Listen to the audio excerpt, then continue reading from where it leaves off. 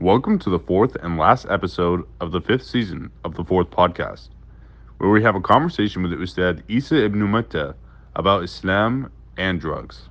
Bismillahirrahmanirrahim. I implore each of you to be unyielding and inflexible in your opposition to drugs. Just say no. Just say no! What's so hard about that?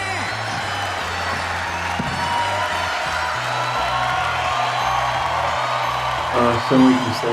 Wa alaikum salam wa rahmatullahi wa barakatuh. Y'all really kept that whole part, huh? We'll see. How are you doing? I'm better to be with the brothers. Alhamdulillah. Alhamdulillah. This season has been about drug use. In its many forms. We talked about drug use. We talked about drug policy, legalization and decriminalization. We talked about the history of drugs in this country, how it was used and it is still being used as a mechanism to keep down minorities. Often the orders come straight from the president, as we saw with Reagan and Nixon. We've invited you on now to share with us from your personal experience with drugs and also how we should approach drugs from an Islamic point of view, because it is very interesting in my opinion. So for an opening question, just are drugs okay in Islam? Alhamdulillah, hamda man qala inna alhamdala wa ashkuruhu shukrana man shakara fa shakara Allahu lah wa aludhu bihi idh qala inna sawma lah wa ashhadu an la ilaha illallah wahdahu la sharika lah hamdan liman asma'uhu mukammala Allahu la ilaha illa huwa lah wa ashhadu anna Muhammadan abduhu wa rasuluh قدمه ربه على كل نبي أرسله وكتابه على كل كتاب أنزله وجعل أمته الأخيرة الأولى وبعد. Once again, to my brothers, it's an honor to be here with you all again. From talking about killing cows to now frying brain cells. So we ask Allah to bless the fourth productions, the entire team behind it, and may Allah subhanahu wa ta'ala take this effort that y'all put forward and elevate it to the top. Allahumma ameen. The permissibility of drugs is an interesting question to ask because in many ways, when you ask this question, it reminds me of the well-known narration of the man who came to the Prophet ﷺ and asked him for permission to commit zina. And not to do a tie-in to what you had mentioned before, because I actually haven't heard it yet. Please send the link so we can peep that. But the Prophet ﷺ, he personalized zina for that young man, right? Would you want it to be something that happened to your family member, right? The women that are close to you? And he said, of course not. That's not it. But of course, the alternative to the zina, the haram, and another narration well known, is what Allah had made permissible through nikah, right? Mm-hmm. What does that have to do with drug use? In general, anything that covers the intelligence is categorized as khamr, right? It's easy for us to just say that it's alcohol, but anything that befogs the intelligence or makes one's languid or, sluggish, slows you down, puts you in an alternate state of mind is impermissible. But when you juxtapose the results of drugs and what it activates by way of the mind, right, you can find spiritual experience that can give you very similar to this, right? So similarly, how you have a permissible gateway to fulfilling your physical and carnal desires with one spouse, there are access to, experiences from a spiritual point of view by way of tapping into salawat, into adhkar, into ad'iyah, by way of good company. The same feel-good vibes are produced. It's just you're not exploiting the systems of your body using an alternative substance to generate that, right? So seeking that high through artificial means would be impermissible, just like seeking those pleasures through carnal means, through impermissible means would be impermissible. But the byproduct of what a person needs according to necessity is permitted, so you got to go to the doctor. And, in America, we only prefer to give you the things that will make you feel good or give you nothing at all. It's either anti-inflammatory or you're going to be stoned. So make sure that you sit while driving, that type of vibes. So you go to the doctor. The doctor has to tell you sit while driving, you know that pill gonna put you on, you know. The type of drugs that we use to sedate people or things like that, the things that we do to overcome pain naturally have that narcotic side effect or could be addictive or get you high. In that case, the byproduct of the medication itself is okay, but as far as like seeking it actively, this would not be okay. I mean, that's just the gist of it in a nutshell. So we never want to mention the impermissible without mentioning the permissible, and take it from someone who did every acronym you can think of as long as it didn't involve snorting, shooting, or boofing.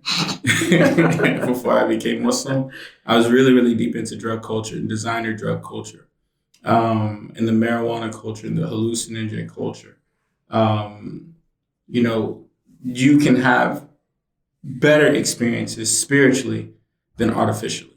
So we would encourage people who, you know, struggle with smoking weed, with vaping weed, with edibles, with tripping, all that stuff. We would encourage you to seek the heights of spirituality because that high is much higher, you know, compared to the artificial high that makes you feel like you're high, but it just takes you back lower. So, yeah. I mean, it seems like, you know, pretty clear cut from an Islamic perspective, whether it's, you know, permissible or impermissible.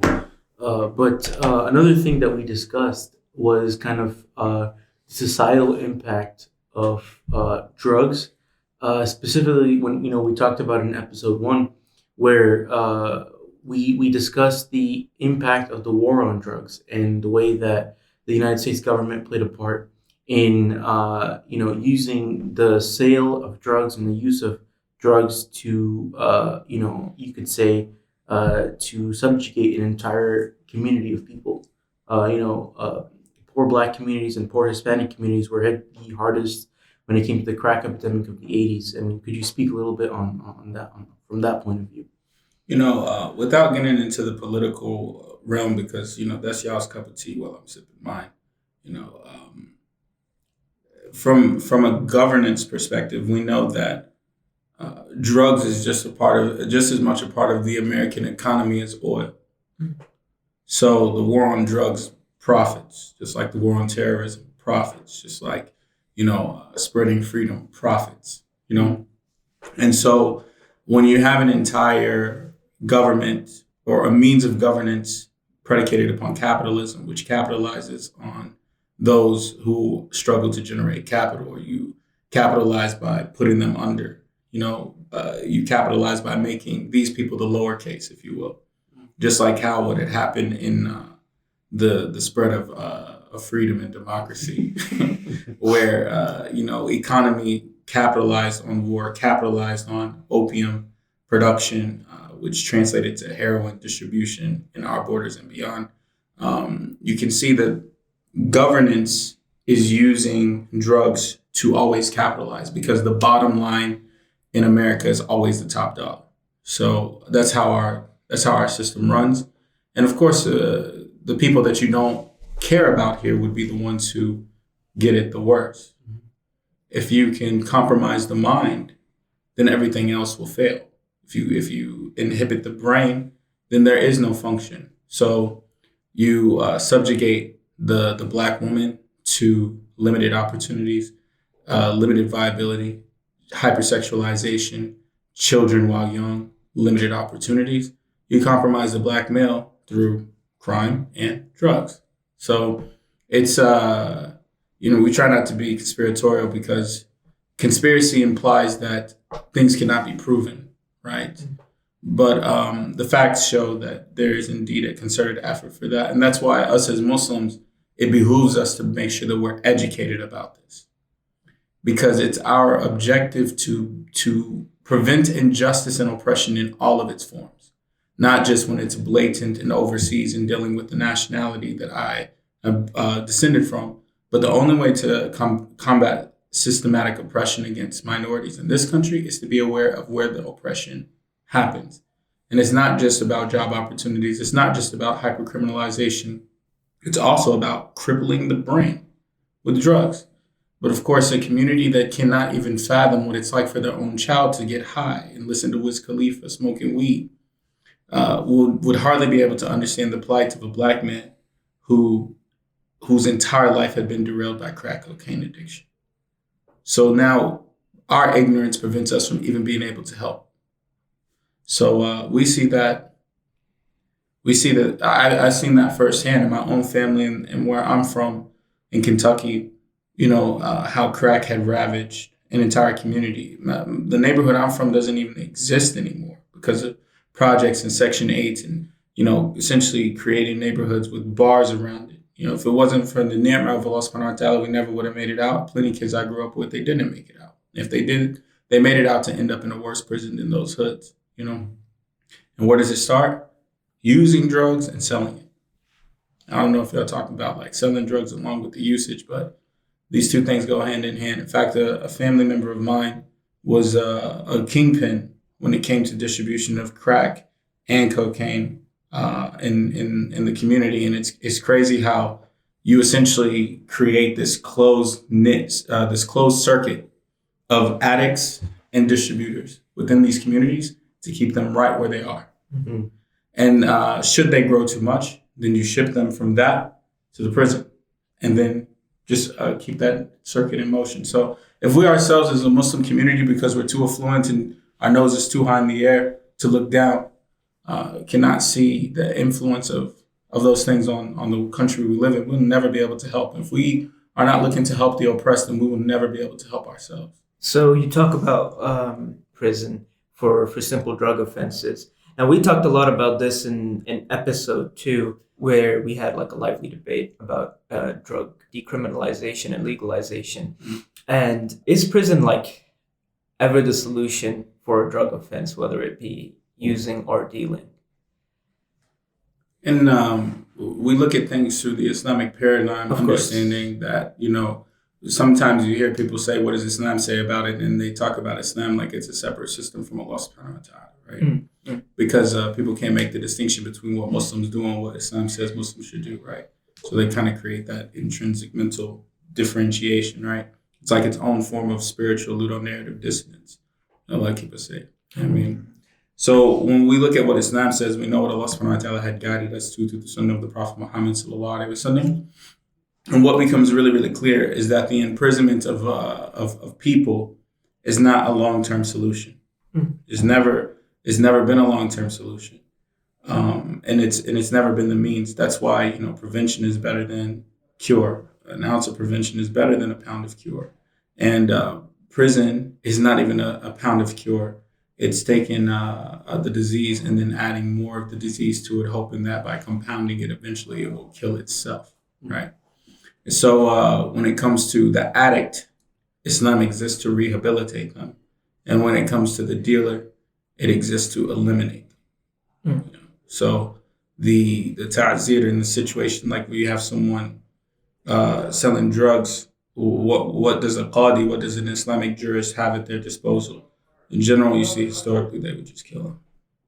If they found that you were distributing massive amounts and that you were at the heart of, production and distribution and stuff like that. In general, they just put a little bit of space between the shoulders and the head, like a shampoo commercial. So, hypothetically, a discussion we had previously was in regards to drug decriminalization and legalization. And we were speaking similarly to the point you brought forth of rehabilitation. Mm-hmm. For those that are involved in this dangerous cycle of, using, buying, using or selling, and so on and so forth. My question, I know you mentioned that prison was not, is not like a long-term solution. What are your thoughts in regards to rehabilitation centers or introducing them into like the American justice system for people that are stuck on drugs? Sometimes it's a blessing to see that thoughts align with facts. And we always try to make sure our thoughts align with facts because an opinion can be its own fact in and of itself, but not in reality. Reality is that the same amount of money it takes to keep an inmate in prison is about as much as it costs to send your kid to college. So if only you had designated half of those resources, since rehab centers are nowhere near as vacuumous as prisons are in terms of the amount of taxpayer dollars that go into sustaining them, essentially for, very, very cheap in-house labor. It's its own modern day circuit of slavery, paying someone 13 cents an hour to create clothes hangers and license plates and things like this. We ask Allah subhanahu wa ta'ala to keep us safe. Allahumma ameen. If you took half of that money and you put it into rehabilitating people, we know that the 12 Steps program in many ways has been very effective in rehabilitating people. And what their first rule is, right? For the 12 Steps program? I actually haven't studied psych yet, so. You have to acknowledge the power greater than yourself. And the whole point of the 12 Steps is to use your connection to God in order to rehabilitate yourself. That's crazy. That's crazy. Yeah. So, the rehabilitation for drug addicts is better than putting them in a violent, closed-in space and saying when you come out, function. Which is obviously the prison industrial complex is a completely different discussion, but as Talha had mentioned, they're inextricably interconnected because of the demographic that it affects, right? Mm-hmm. And the design behind both drugs and prison. So another part of our debate was we were talking specifically about dealers, right? Like in terms of like what's realistically possible to do with them. And part of the discussion that we had in that we were hoping you could elaborate more on is like, what could you just highlight, like, for us three, I guess, suburban kids, who grew up away from all of this, what are like the common causes for people to get into dealing drugs? I believe you were part of that as well in your youth. Yes, I was. The hustle, Yeah. The thing is when it let me just backtrack a little bit to the customized punishment of Islamic jurists. Mm-hmm. It's not that if they catch you selling drugs that they kill you. Right. It's that if you are selling a certain amount of drugs because the concept of due diligence in Islamic law is extremely rigorous. Mm-hmm. So pending investigation and stuff and seeing the extent of what you're doing, those types of public punishments exist to deter other people from ever engaging in it. But also when you look at the concept of decriminalization of drugs, in an Islamic-driven country, where the rule is Islam, not Muslims, not socio-political influence or anything like that, you would not allocate, or you would allocate the same resources that are used to create hardcore drugs towards creating things that are not hardcore drugs, you see? So then there's not really a need of the concept of decriminalization, which means there's not a need for someone to exploit that system in order to manufacture their own drugs. Like you would have to go so far out of your way to be a drug dealer in such a state where marijuana is naturally legal and you would utilize it for hemp because it's more profitable than selling it for weed for someone to smoke. It's like a completely different frame of thought, which kind of leads to the concept of why someone would become a drug dealer. It's easy money. It's fast money. I remember being in middle school and high school, most of the people I knew sold weed. And the reason why they sold weed is because it essentially put them in a position where they could smoke weed for free. So it's like the habit paid for itself. And depending on how much drugs you're buying, what you get back is very, very slow. Because there requires the investment, that requires the sales, that requires taking that money, and you have to be very self-disciplined, not glorifying it, but just explaining it. Mm-hmm. And then go back and get more. And then rinse, recycle, repeat until your come up increases enough to where you double up what it is that you end up distributing so that your yields become inevitably higher and higher. I've seen a lot of people get robbed doing that, just selling weed to get high. We won't quote the rapper, but never get high on your own supply. This type of mentality is the type of self-discipline that goes into being able to be someone who is essentially sustaining their own habit. But when you get into hardcore drugs, like dealing heroin, dealing crack, dealing cocaine, oftentimes the means towards that is so much more dangerous and the stakes are so much higher financially and in terms of your own physical well-being that normally people who are in those fields of sale are typically backed behind some type of criminal enterprise or syndicate like gangs or even, some organizations that are put together for the express purpose of selling said drugs. There are some subsects of commonly known gangs that do not exist to gangbang. They exist to sell drugs and make money. And they take that hustle extremely seriously. And I remember, without getting too deep into the story, because we already get judged plenty, I'm sure, with the stories that we tell, sometimes you guys wonder how many lifetimes we lived before, But I remember seeing someone get dragged over an 8-ball of cocaine because it didn't scale out right, and they were supposed to sell it, and they just got completely stomped out, because the stakes for cocaine is not all the same. You get different grades of cocaine. And the demographic that buys cocaine is not the same as the ones that buys crack. It's not the same as the ones that buy weed. So the places that you take those things and do those things, the money that you make from those types of situations is significantly different. Not to even mention get into selling prescription drugs, which most people will not have the opportunity to just be able to have access to prescription drugs. That requires having a way in with a very specific demographic of people. But the money that comes from that is crazy.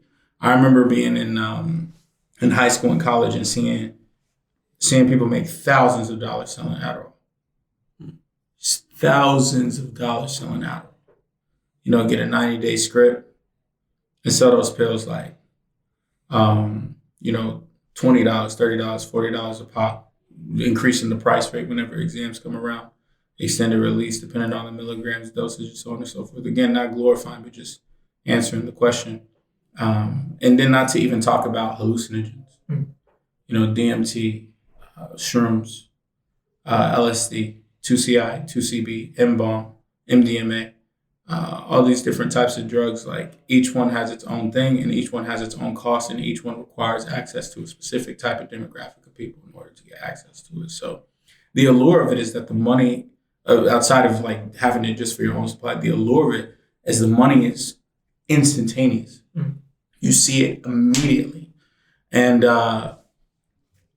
alhamdulillah, I never put myself in position to make it a lifestyle of selling. But if you ever needed to like come up on anything, if you knew the right people could get it for this much and knew the social network that you could put it back to, in a day you go from having $200 that you invested in something, by the end of the day having $2,000, depending on what you invested in, where you went that night, where you pushed it, and how you came back.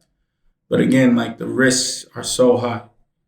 If people know that you sell, you'll get robbed. One of the, actually two people that I know, you look at them, you would never think they were drug dealers. These guys were loaded. They've been robbed at gunpoint countless times over the stupidest stuff, because it's a hazardous health when it comes to that type of job. So that's really the main allure. The money is very quick. It's tax-free. And when you get it, you got it. It's yours.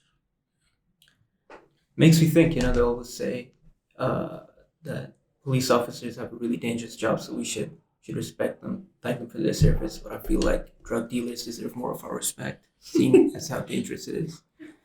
It's interesting, the concept of being a drug dealer. And I mean, I'm not gonna lie to you all, and I know this will go online, but it is what it is. Some of the most hardest working people that I've met in my entire life are people that by just force of circumstances find themselves selling drugs. Now, auntie, uncle may hear this and be like, you should have just went to college, you should have just this, you should have just that. But not everybody is able to take that piece of paper and translate that into a job opportunity, let alone be put in a position where they can afford to think about getting that piece of paper in the first place. In fact, the reality of America is most people don't have that opportunity to go to college. We are the few, the proud, the chosen. And it's a blessing from Allah to be able to have even pursued academic learning. But y'all know, seeing these people come out with these 4-year degrees, first-year seniors, the amount of debt they accrue and how that translates to the workforce. It's not, sometimes you see people that come out of that and they say, well, I'll make more selling drugs. Mm-hmm. And that's the type of American dream capitalistic society that we are in. So while obviously we never glorify the haram and we prefer Allah's pleasure over what he's displeased with, you find some of these people, especially from the Jahiliyyah before we became Muslim, some of the people I respected the most before I became Muslim were people who sold drugs, and they were about their business. Mm. And it doesn't mean they were killers. It doesn't mean they were evil. It doesn't even mean that they were black. One of the most respected drug dealers I ever met was this guy from Germany. He was at school and he was here on a student visa. We won't say too much about his name because the stuff he was cooking in his dorm, he was in there frying up all types of stuff. I'd go with him to Lowe's. He'd get acetone and all this stuff. And he was a freaking chemist, man. He put his chemistry degree to the test every day. And he made buku dough, man. Some of the richest people I've met would, have hydroponic tanks set up, and they would just have like a whole filtration system in a walk-in closet, creating pounds of marijuana. I mean, top tier hydro with a hydroponic tank system, and they took care of theirs. It's like, how can you fault people who feel like they really don't have any other choice? They really feel like they don't have any other choice. And I find it interesting, the mercy that the Muslim community distributes. When it comes to non-Muslims, they will ask, well, how is it fair that they go to hell? But then when it comes to non-Muslims who do bad things, you say, well, why weren't they smart enough to do other than that? You kind of touched upon this a little earlier when we were talking, right? How how the Muslim community treats, and we've talked about this in other forums, where the Muslim community doesn't treat all non-Muslims the same. They treat a certain demographic of Muslims, specifically poor, Black, white, and Hispanic Muslims. They treat them as lesser, rather than, and they have a more preferential treatment for white Muslims, white converts, to be frank, or white non-Muslims. They always try to, they always try to have them higher on their tier list when it comes to their interactions. And it's always sad to me to see this happen, because the people who really need our help are the people that are in our backyards, 15, 20 minutes away from us. Yet we're building multi-million-dollar masajid where it's not really bringing any benefit to anyone, really, if you think about it. Because, they're not benefiting their own community, because there's so many problems within their own community. If you want to talk about drugs, specifically about drugs, these communities have drug problems that are never talked about. But they still refuse to help the poor in their own cities, just because, and quite frankly, because of the racism that's built into their system. What are some ways that we can kind of overcome this, in our daily lives, and our interactions with community members, and how can the average person make a difference to help remedy this problem that we have? Yeah, the initial point that you made, Muslim community, is an interesting one, because with time I've learned that heuristically we fall into the labeling fallacy often. What we're talking about are not Muslims. We're talking about affluent first and second generation Arabs and Desis who were here long enough to generate the capital to create these monolithic, homogenous financial vacuums, black holes, if you will, that are the Islamic centers that every fundraiser are doing things for the youth, while at the same time never addressing the needs of the youth. For example, talking about drug use, right? You have an entire demographic of young Muslims who have come out of the Islamic school systems, out of these multi-million-dollar centers, out of the Hifz schools that are stoneheads through and through. They smoke weed every single day, and they have no way of knowing how to replace that habit with something else. If we can't even be real enough to bring up smoking weed, then how are we supposed to help somebody that smokes weed? You can't. In chaplaincy, there's a concept of, maybe, and you know this with wise son, visiting sick patients in the hospital. And it took me a couple of experiences to get here to be able to know this, but there's a concept of just saying it, if I see a patient and I notice that they lost 10 pounds between the first time I visited and the last time they're doing chemotherapy, and I notice that their entire head is shaved, I should not shy away from just saying it. Because when I say it, then that person is now knowing that they're open to have that conversation with me about what they're going through from that thing I can physically see happening to them. Now, that's in hospital chaplaincy. What about drug use amongst the youth? We want to turn a blind eye. We don't want to see it. I came here.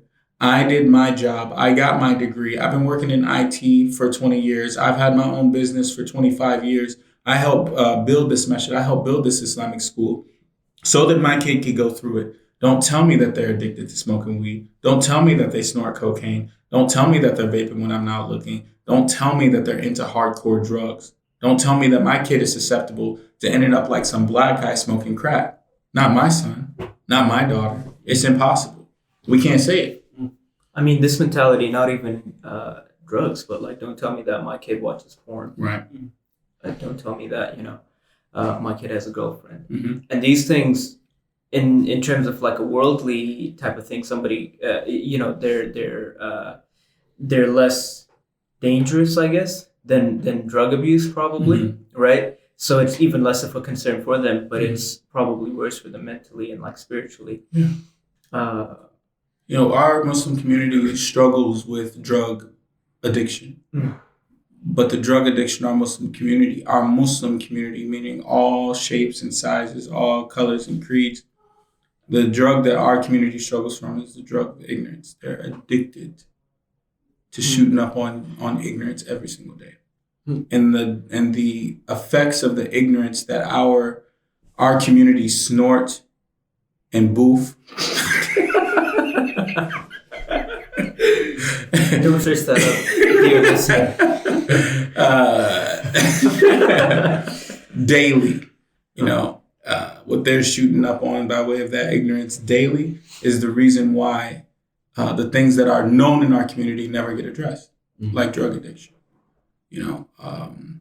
And we only want to talk about it when it finally spirals out of control.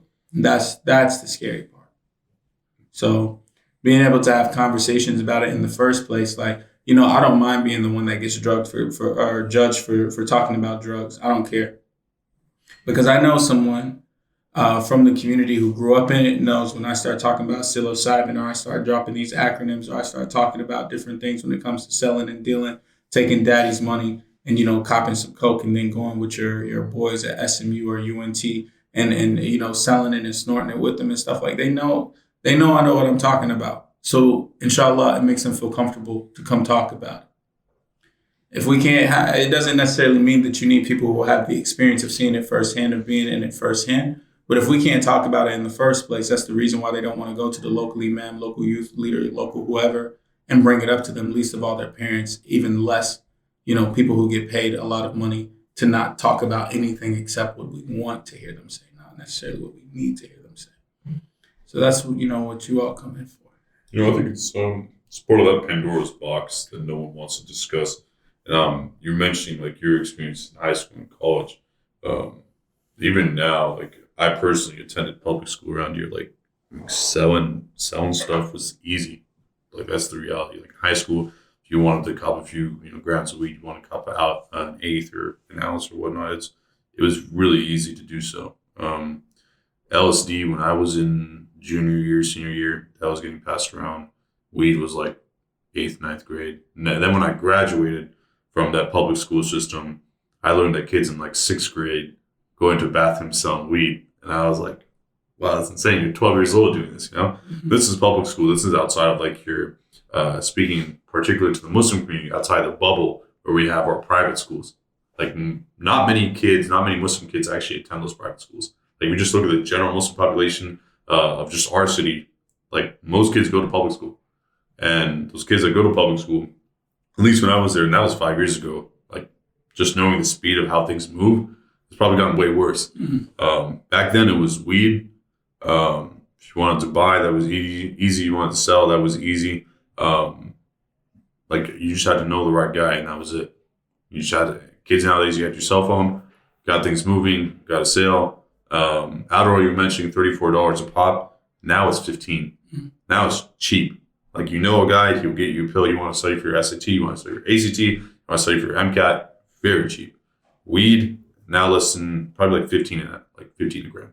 Adderall actually you can find easily for like $8 a pop now. Adderall is super cheap. I think that I've seen that I mean, we was That's talking about 30 milligrams release, you know what I'm saying? But like these are kids, like they get their prescription, you know, for adult, they get their prescription from a pharmacist or whatnot. They just, you know, just start handing it out. And I mean, they hand out ADHD prescriptions, or diagnoses, like the candy. It's crazy. So yeah, it's crazy just mentioning now like the demographic in regards to drugs. It's expanding like crazy. I remember, like I said, edibles was on the rise too, and now it's just like even like, you know, like in your affluent communities where you have parents that think, hey, my kid's never going to get into it. You know, like our community is so far removed from quote unquote the ghettos or, you know, the block, right, that our kid's never going to get into it. Yeah, it's very easy for them to meet someone on Facebook, Instagram, Twitter, or just on school. Just meet the local kid that knows where to get it. Maybe the kid knows a kid whose brother sells it, right? And so now he's got a new supplier that comes through a new like chain. So it's crazy because we don't see it in a lot of private schools per se. And I remember Sister Hala Banani. Remember we had her on a few seasons ago. She was I was speaking to her personally, and she was saying you'd be surprised. Most of the dealers that she knows as like a psychologist, like dealing with so many people that come to her with all the problems, that Pandora's box that I spoke of before, like she's the person that many kids go to with those type of problems, pornography, drugs, you know, family issues, whatnot. She's like, most of the kids that come to me that are drug dealers are the father of your community. And for me, I was like, wait, what? 'Cause I never heard of that. Like personally, she was just like, yeah, they do it. It is what it is. And I was just like, oh, like it's kind of like you'd be surprised because like, as you were mentioning, you know, like the smartest drug dealers you knew, you would never, like if you looked at them, you would never thought they did it. So it could be anyone that you know. It's pretty crazy. You know, just to tie back to what Ibrahim and Talha had mentioned at the beginning of that connection between the distribution of drugs in minority communities and how that correlates to the prison industrial complex. The same culture that created these drug dealers who go to prison and snitch on themselves on Instagram, the same culture that hindered the mind of an entire demographic of people is the same culture that gave birth to hip hop culture, gave birth to the mothers and fathers of basketball players, football players, this minority demographic that is always looking for these 1 in a million ways to become rich and famous because of how restricted their opportunities are. And you will hear many of the basketball players say, many of the football players say, many of the rappers say, if this didn't take off, I'd probably be selling drugs somewhere. I'd probably be in prison. I'd probably be, doing this, that, and the third. And so what culture are second, third, fourth, fifth generation Muslims most likely to assimilate into? Minority culture, Black culture, Latino culture. And what is being glorified in that? Drugs. Getting high. Every day. I mentioned Wiz Khalifa, and I'm sure he's aged out of the system by now, but even when you look at Future, you look at Lil Wayne, you look at these guys, what are they doing? Promethazine. That's a cough suppressant. The same thing that killed Pimp C from UGK. Shut his heart down because he did it so much. You know, you got Lil Boosie doing that interview, talking about how he would drink like 8 gallons of lean every single day. He was addicted to it. Yeah, man. He said when he was in prison, he used to just have gallons of it in his cup. And he'd just be sipping all day until he got out. Man, that's great. Yeah. Promethazine. That drink in their cup, that's what they're talking about. You know, smoking weed. Don't you know what the primary side effect of smoking weed is? Complacency. That's the number one side effect of smoking weed. If you don't have a panic attack, because some people do, if you don't get super paranoid, because some people do, you will become really complacent. Dummy complacent. Content with doing as little as possible, and everything you do feels great, feels good. This sounds great. That's fantastic. It's a good idea, man. Y'all, we're going to do it, man. Yeah, that's lit. That's how the brain goes when you're smoking weed. Take it from someone who at one point in time used to smoke at least an eighth every single day. In fact, when I quit smoking weed, I could not eat, man. In fact, when we used to go out to eat with the friends and stuff like that, if I wasn't high, I couldn't eat. That's how addicted I was to weed. People say, it's not addictive. Psychological addiction is a joke. It's a physiological addiction. You know, getting high, sitting down, going to sleep. Can't sleep unless I smoke weed. You know, these types of things, man. You hear basketball players talk about it. Matt Barnes talk about it. Steph Jackson. Shout out to Stacks. Like, you know. talking about how they couldn't play ball unless they were stoned. That's the same culture that your kids are watching on TV every single day. Same culture of popping pills, ecstasy, Molly. Bro, don't you know Molly will fry you out? You can, if you're not doing Molly, you probably do ecstasy. Don't you know ecstasy can kill you the first time you do it? Literally cook you. But we don't talk about the side effects of drugs in this popular culture of drug use.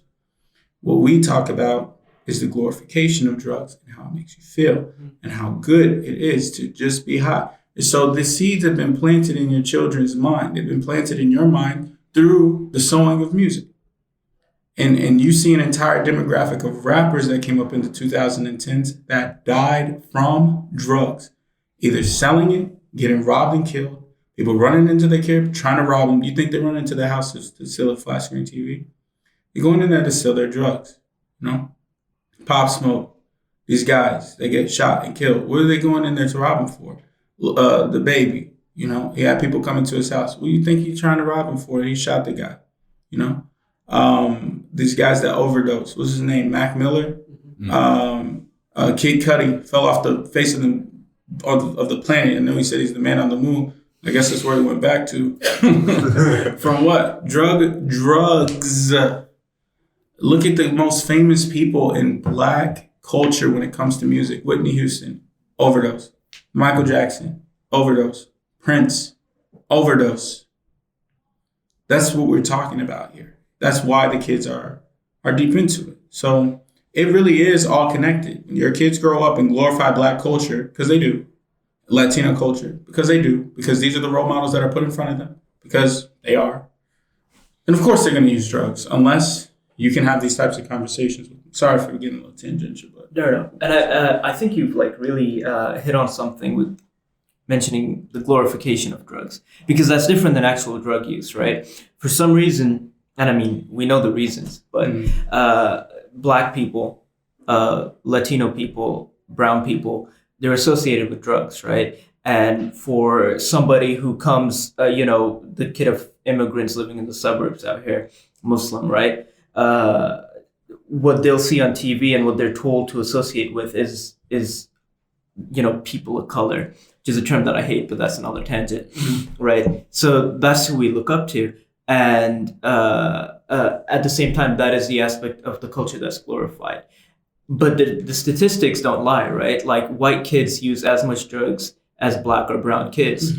It's just what media and what really the government, what capitalism wants you to associate with brown people is drugs, so that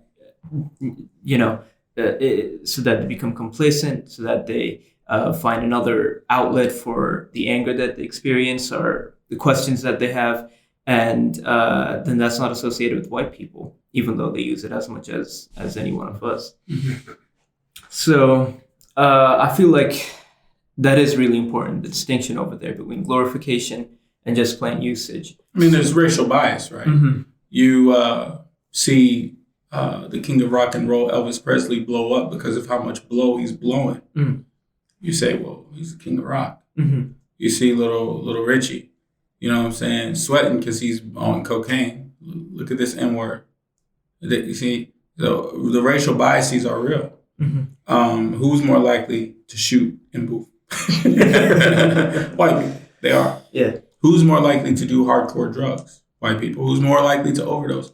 White people. But no, Black people are the drug dealers, drug users. You have, they may not look like Crips and Bloods, but you have white gangs too, that are the motorcycle gangs, prison gangs, white nationalist gangs, terrorist organizations, which overwhelmingly enumerate or outnumber the Black gangs, overwhelmingly outnumber them, white nationalist groups, so on and so forth. And what do? They actually rob banks. There's I won't mention them on here because I ain't trying to get found out. But where I'm from in Kentucky, there was a white nationalist group that was known exclusively for one thing: robbing banks. Bruh, in the 2000s, they would rob banks. They were a gang that would rob banks. What the heck are you talking about? And on some movie stuff too, and they were pretty successful. Yeah. That's crazy. Unironically, but no, these are people. It's that racial bias. So even when it comes to the glorification of drugs, yeah, Taylor Swift, she might be singing about her ex-boyfriend. She's glorifying, haram relationships, but I guess that's kosher, right? That's Ahl Kitab, right? We eat that. But, for this black guy who is, maybe the only reason why he's doing it is because he never would have been able to get a job. He never would have been able to get out the hood. He never would have had that opportunity. And it's not saying that it's okay, but as opposed to using racial biases, you have to put context on the circumstances that people are in, especially for drug use and drug distribution and the glorification of it. I'm sorry. No. I was just going to say, for me growing up, I told y'all, I was really deep into drug culture. It became a science for me to not just, smoke weed, but to know what type of weed I was smoking, THC concentration. If I could go see where it was grown, we would do that. If we could pick it off the plant, edibles 1,000 ways. I say this on the internet. People may not recognize my voice from back in the day, but, we used to have the marijuana Olympics and stuff like that. I'm talking about pure glorification of drugs, because when you don't have a concept of an ilah, that becomes your God. That becomes your means to God, to thinking that you're God-like, feeling invincible, feeling immortal. You start with marijuana. Not everyone who smokes marijuana is going to end up shooting up on heroin and riding the horse, as they say. Some people, they shift into hallucinogens, hippy-dippy stuff, trying to be spiritual, connecting with the earth, taking shrooms, thinking that they're talking to God when they just land on the ground drooling. LSD, same thing. It really does make you feel like you're unlocking parts of yourself that otherwise, without this experience, you would never, ever know. And I remember having some crazy trips, But in hindsight, there's nothing compared to putting your face on the ground and glorifying the Most High, subhanahu wa ta'ala. That is the religion of America. Besides getting money, it's getting high. And if you don't understand the church of drugs that gets preached in songs and TV shows and music and so on and so forth, Netflix shows where guys just walking around smoking weed, so on and so forth, Pineapple Express, movies like this that try to normalize the smoking of weed, and successfully did it. You can always tell the trends of America. They always put out something in media before you see it make itself manifest in legislation, so everybody is cool with it. Look at all the movies that came out about smoking weed, documentaries about weed and so on and so forth before decriminalization. Just make you comfortable with it, a little mental lube, slide it right in. So that's the type of world that we live in. That's the type of world that we live in. And I understand why these kids who pray, these kids who memorize Quran, I understand why they prefer to just get stoned. I get it. I get it. Someone who smoked weed for 12 years, I totally get it. Someone who tripped as long, I completely understand. But once you finally break the cycle of addiction, then you have to replace that addiction with a better prescription. There's nothing like it. It's not. That's the cure. Just like how it's the cure for the race problem in America, Islam is truly the cure for the drug problem in America too. That's Mars. Back to our little debate that we had in episode 2.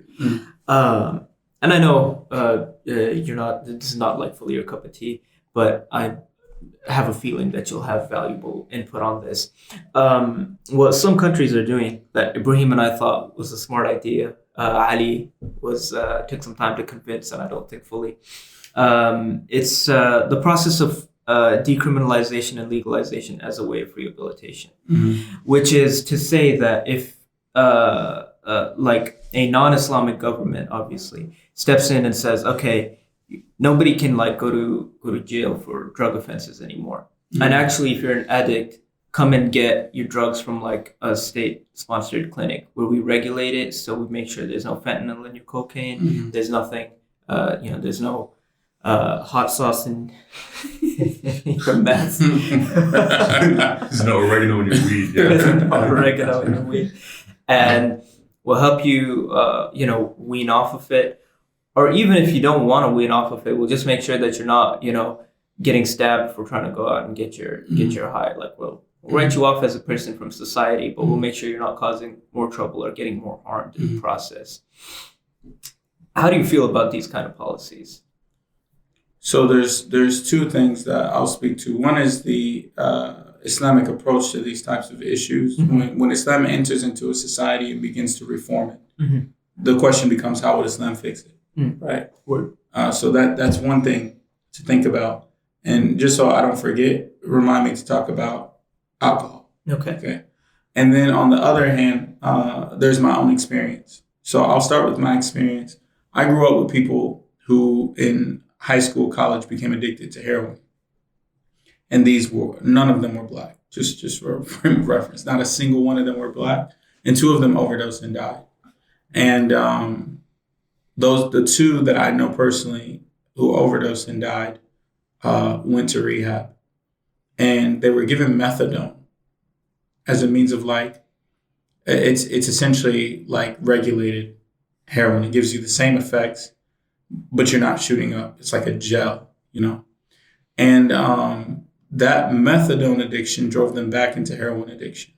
So the structure of the rehabilitation center needs to focus, needs to be completely refocused without saying how that's supposed to look, and staying within my lane and not speaking above, punching above my weight class.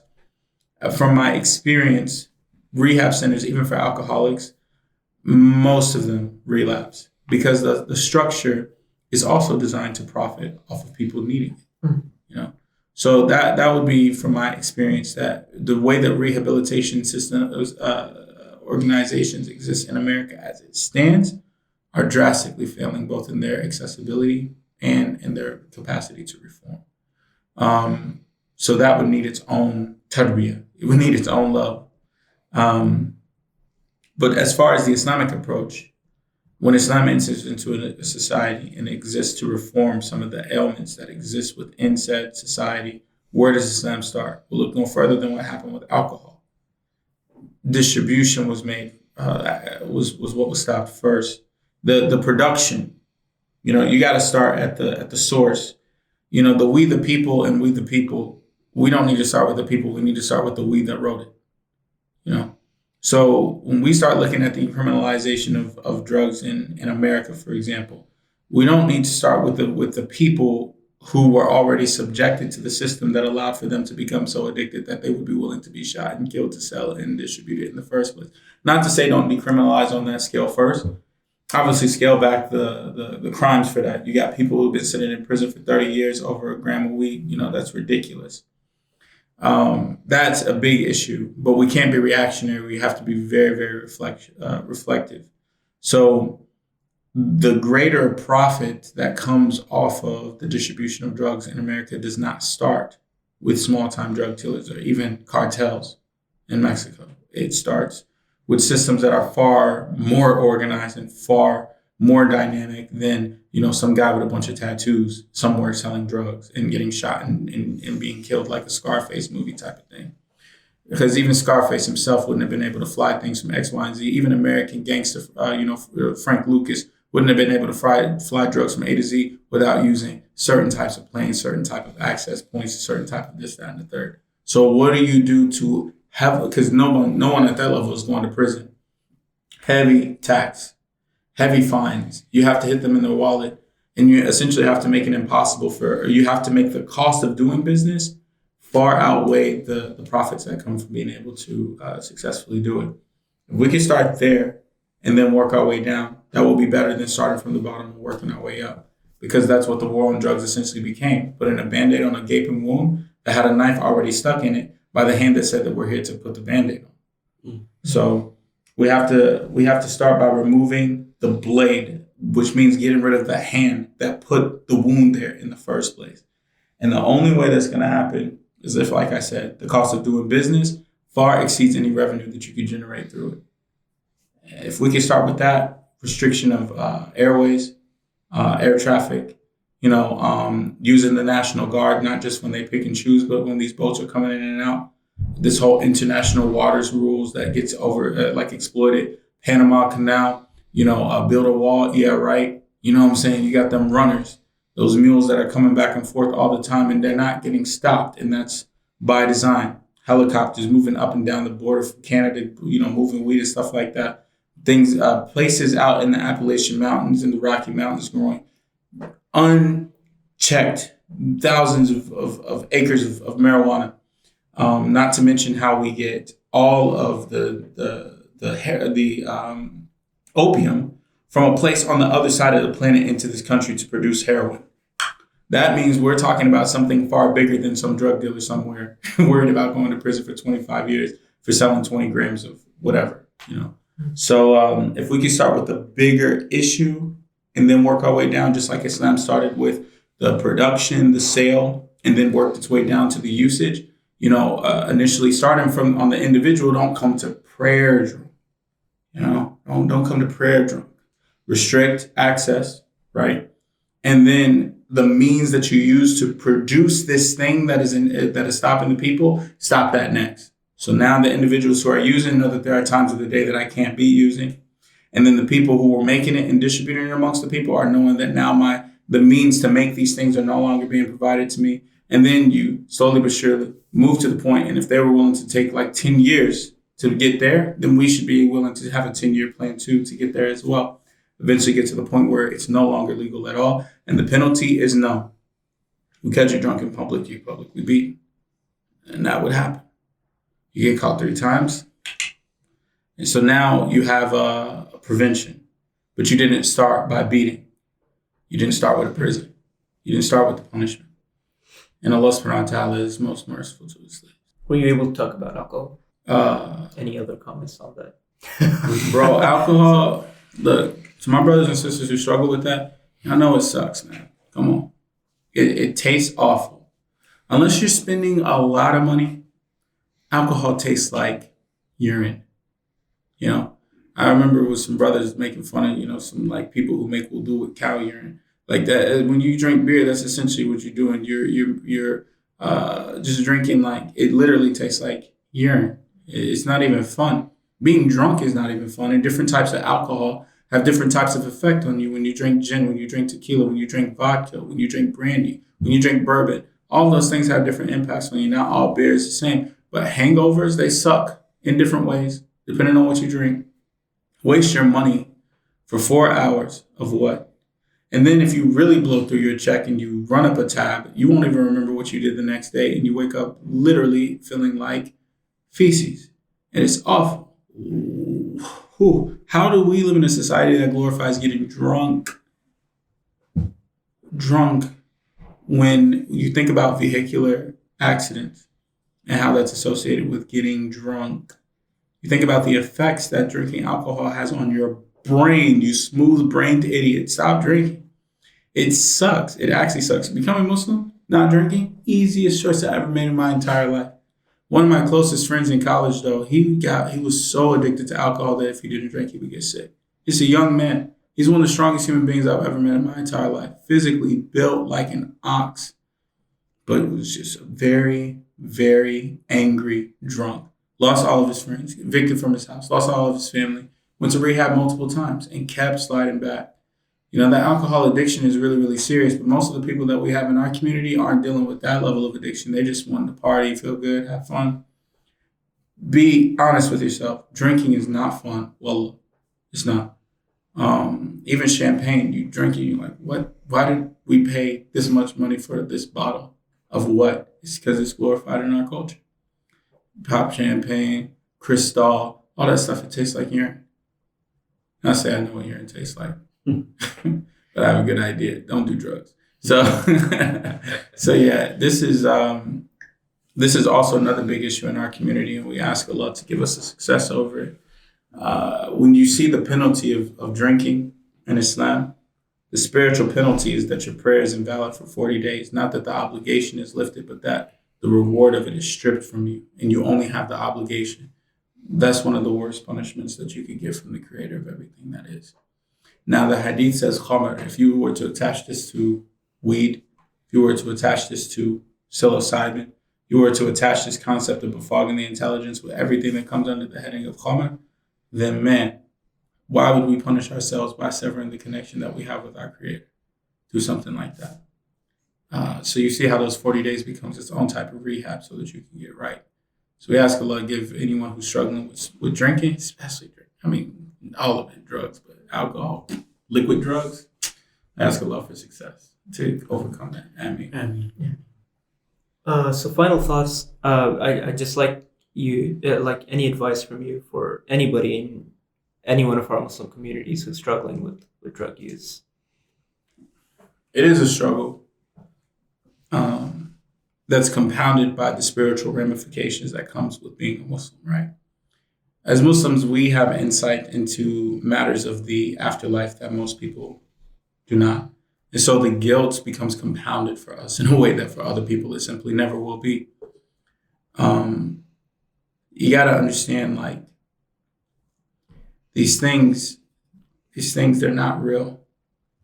What you feel when you're smoking weed, what you feel when you're getting drunk, like, that's not real because you had to do something to get there. And that level of dependence on something other than Allah is a sign that it's just not meant for you. It's not good for you. Take the culture shaming aside. Take the judgment and put all that stuff to the side. Take what people will say to you. Take the cherry-picked fatwas on the internet. Take all that stuff that you heard that one time. Take all of that and put it to the side and really think. Why would you need an artificial means to be happy? You wouldn't take, you would probably prefer to do counseling than to take Prozac if you had the choice. You would probably prefer, anything except to have to take anti-anxiety medication every single day. If you knew that you had to take medication for high blood pressure and stuff like that, and that it may impact your libido or something like that, you'd probably try to get fit, as opposed to taking that drug. If that's the case for, anxiety, blood pressure, so on and so forth, then what would you do for true happiness?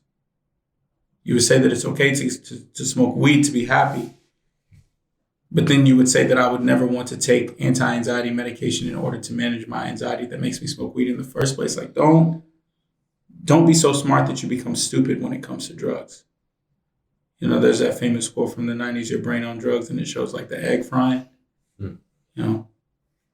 Seek higher purpose and seek higher means.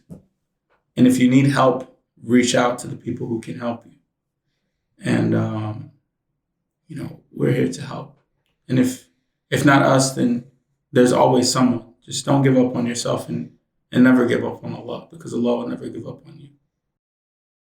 Thank you all for tuning in to the fourth podcast. Be sure to give us a follow on Twitter and on Instagram if you haven't already. And we hope you have a great rest of your day.